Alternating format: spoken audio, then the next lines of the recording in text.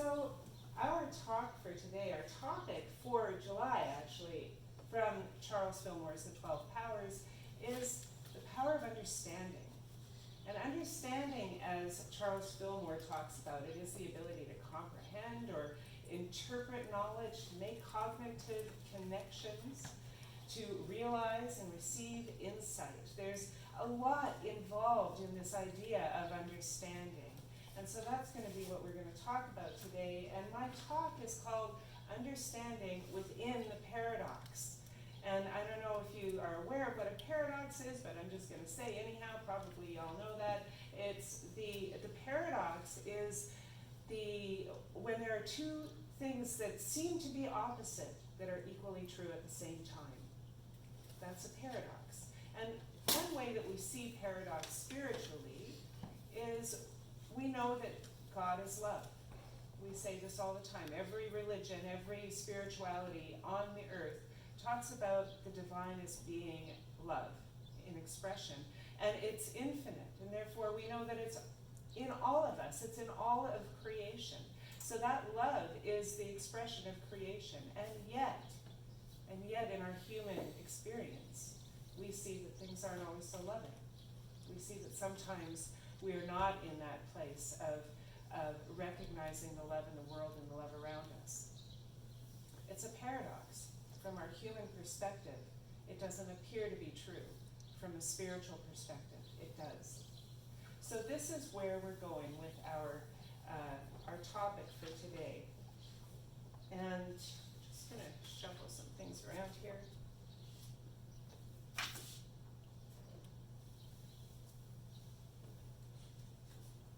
My guiding thought for today is from the Dalai Lama.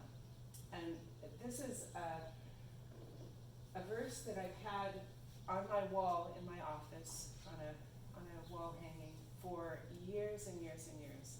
And I gotta tell you, most of it feels really good to me all the time, and one part of it is really scary to me.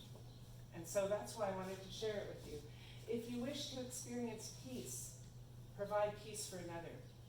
If you wish to know that you're safe, cause another to know that they're safe. If you wish to better understand seemingly incomprehensible things, help another to understand. If you wish to heal your own sadness or anger, seek to heal the sadness or anger of another.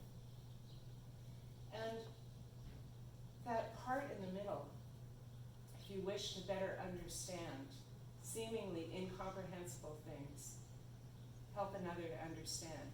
All of the other parts, I feel like I'm pretty good at being the peace in the world or in the room. When I consciously put my mind to it, I feel pretty good about my ability to create a safe space for others. And I feel pretty good about my ability to bring a healing consciousness into the world. But that idea of how do I help another to understand something that is seemingly incomprehensible to me? How do I do that? That's always been a kind of frightening concept to me, and a challenge to me, and something that I have chosen to focus my spiritual energy on, my spiritual mojo on, to be able to learn how to do this in my life. Now, Charles Fillmore, when he talks about understanding, he says that we always start off in an intellectual understanding. That's where our soul's evolution starts. And then we move into the idea of spiritual understanding. Now, some people actually, I think, do things exactly the opposite. Sometimes there's a person that doesn't necessarily have a great body of intellectual understanding, but they seem to be able to find an easier road to the spiritual understanding. So it's not always the case that we have to go through that pathway. But what we need to do is we need to recognize that intellectual understanding is not the same as spiritual understanding. Our intellectual understanding comes from our intellect, our ego mind. It comes from our physical world around us. It comes from our observations. But we know that there's something more than just the physical world that's around us. We know that there's a spiritual world around us that has a whole other set of elevated laws and elevated understandings if we can reach them. And so how do we do that? Well, sometimes what we have to do is take a complete step back from our intellect. And that's where the paradox is. The paradox for me is how to understand while recognizing that I can't understand. How to understand spiritually when I can't understand in an intellectual way what's going on in the world around me. I found that the way to do that for me oftentimes is through those artistic pursuits that take you out of your intellectual mind, that show you a different way of looking at it. Art is beautiful. Music touches you in your heart. Poetry touches you at a different level. And so a number of years ago, I started to study the Tao Te Ching. And this is one of them that speaks about this sort of thing. It says, my teachings are easy to understand and easy to put into practice. Yet, your intellect will never grasp them. And if you try to practice them, you'll fail. My teachings are older than the world. How can you grasp their meaning? If you want to know me, look inside yourself.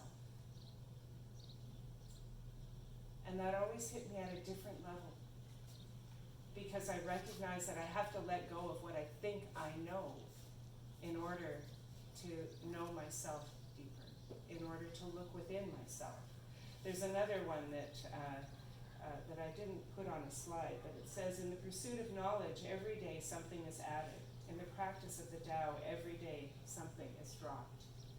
And I think that's another beautiful way of saying the same thing, that sometimes we have to drop what it is that we think we know in order to get a deeper knowing. Einstein was quoted as saying, there are things which we come to know so well that we don't know how we know them. So it seems to me, in matters of principle, perhaps we live best and do things best when we're not too conscious of how and why we do them. And I love that, because that's exactly what it is to meditate, isn't it? It's to go to a place where we don't have to know the answer to anything. We don't have to be anywhere. We don't have to be anything. We don't have to think of anything, although I tend to make lists. I have to consciously not be in the list making when I get into the silence.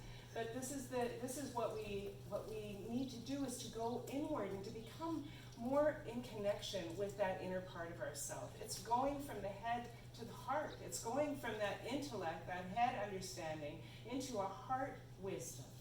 That's what he's talking about. This is the spiritual understanding that we need to find within ourselves in order to better understand who we are and what the purpose is of our lives and of the world. This is from Power Up Your Life, Accessing Your 12 Powers to Achieve Health, Happiness, Abundance, and Inner Peace. It's a very long title, and the authors are three of them too, Cher Holton, Bill Holton, and Paul Hasselbeck.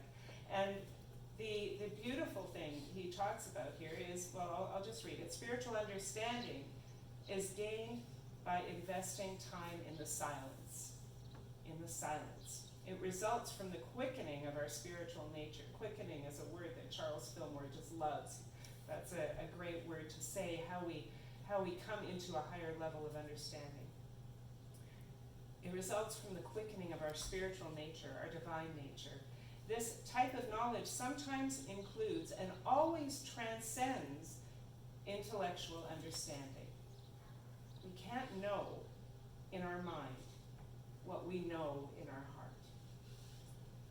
And then he writes, this deeper understanding is necessary for our spiritual growth, and it cannot come from intellectual understanding. It must come from the wisdom of the heart. And you know, it's an interesting thing, because we need to learn how to listen to that wisdom of our heart. We need to learn how to silence the mind chatter to do that. And there are 1,000 different ways to do that. And some of them don't look at all like the silence. Some of them look like dancing, or drumming, or singing, or praying. some of them look like all different manner of activities that get us out of our headspace. Sometimes washing dishes does it for me. And they get us out of our headspace and get us into a place where we can hear the inner workings of our heart, where we can hear that inner wisdom coming up. So there's a line that I had this quote put on my desktop for the longest time when I was an employment counselor. You're not truly listening unless you're prepared to be changed by what you hear. Now, I took this into my employment counseling relationships with my clients, that I had that intention always of truly hearing and truly listening to what they were saying and being prepared to be changed. I took that into that kind of relationship all the time. But what I'm asking us today to consider is, are we taking that into our relationship with our inner divine self, with our inner wisdom, with our highest self? Are we taking that into our relationship with the God within us? Are we prepared to be changed by what we hear? This is the real work of spiritual understanding. This is the real work of finding our higher truth and recognizing it when we see it. And recognizing that it comes from that source of all that is. So it might seem a little simplistic to you, perhaps. Just turning off that incessant chatter, mental chatter. Just turn it off. How easy is that? Well, it's simple, but it's not easy. Isn't that what they always say? It might be simple, but it's not at all easy. And so we have to develop practices to find our way there. Well, one of the very first practices that we can develop is simply having the desire to understand. Linda Martella Whitsitt writes, preceding understanding is a desire to understand. You have to first want it. And she brings up that beautiful Bible verse. And was it Ray? Was that you that just said that before? Ask and you shall receive. Ask and it will be given to you. Search and you will find. Knock and the door will be open to you. For everyone who receives and everyone who searches finds. For everyone who asks receives, and everyone who searches finds. And for everyone who knocks, the door will be open.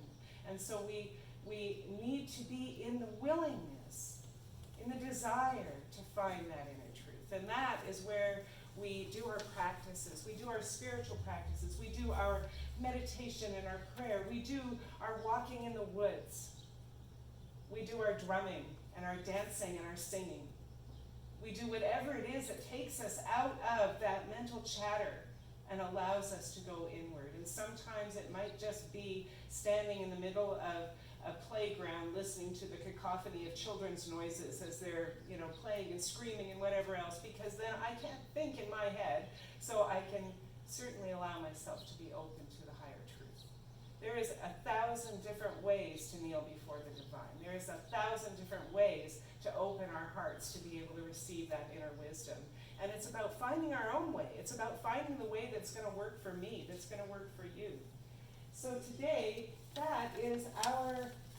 that's our charge. That is what we take out into our day and into our week, that we find that way to silence the intellect so that we can hear that inner wisdom. And so let's do an affirmation. Oh, you know what? Before that, I want to read to you Charles Fillmore. This is so poetic. I just had to include it. I sort of tucked it in there after the fact because the great spiritual leaders of our time have all had that poetry within them that says to me they knew how to get into their heart space. They knew how to move from their head to the heart. And he says, when we discover in ourselves a flow of thought that seems to have been evolved independently of the reasoning process, we're often puzzled about its origin and its safety as a guide. In its beginnings, this seemingly strange source of knowledge is often turned aside as a daydream.